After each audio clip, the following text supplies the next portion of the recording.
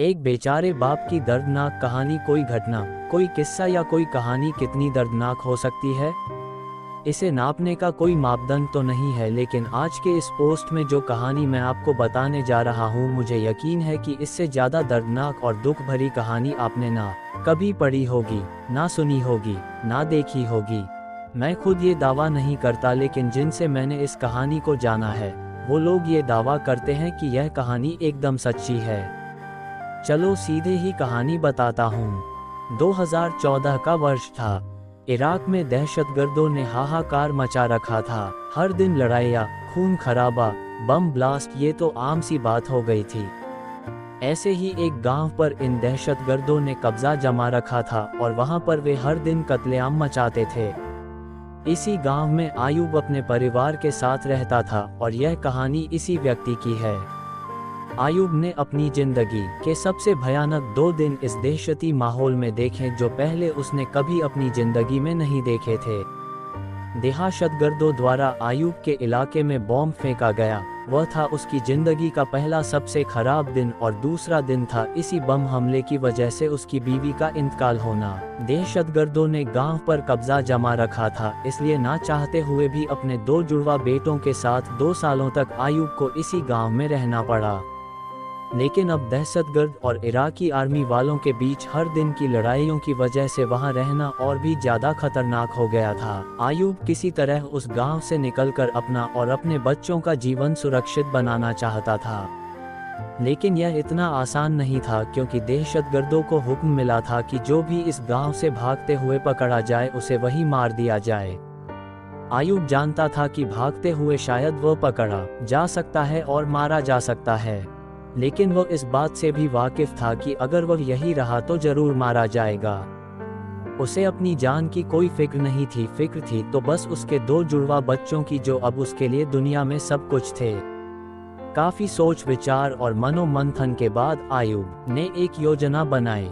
आयूब ने एक दिन अपने दोस्त से बोलकर नींद की दवाइयां मंगा ली।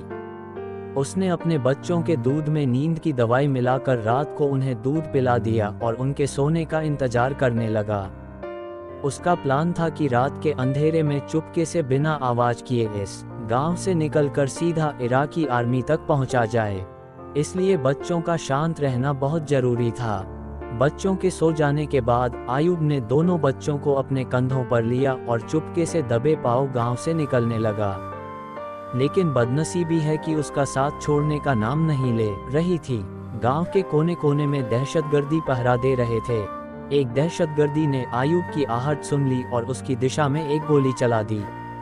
गोली सीधे एक बच्चे के पीठ को चीरते हुए आर पार हो गई और आयूब के कंधे पर जा लगी।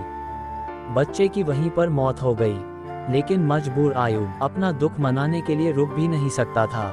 वो किसी तरह बचते बचाते आगे बढ़ गया और दहशतगर्द की नजरों से ओझल हो गया। उसके धर्म के नियमों के अनुसार किसी भी व्यक्ति की मृत्यु हो जाती है तो उसे एक निश्चित समय के अंदर ही जमीन में दफनाना जरूरी होता है। अपने असहनीय दुख और रोती हुई आंखों के साथ आयूब ने अंधेरे में ही जमीन में गड्ढा खोदना चालू किया। जमीन रेतीली थी, इसलिए वो बड़ी आसानी से गड्ढा खोद पाया। अपने बच्चे को दफन किया और दूसरे बच्चे को लेकर फिर आगे बढ़ गया। थकान से बेहाल और दुख से बेजान आयूब आखिरकार इराकी आर्मी तक पहुंच गया। जो घटना उसके साथ हुई थी उसने उसकी आज़ाद होने की खुशी खत्म कर दी थी। आर्मी वालों ने जब उसे अपनी तरफ आते देखा तो उनमें से एक ने दौड़कर उसके कंधे से उसके दूसरे बच्चे को लिया।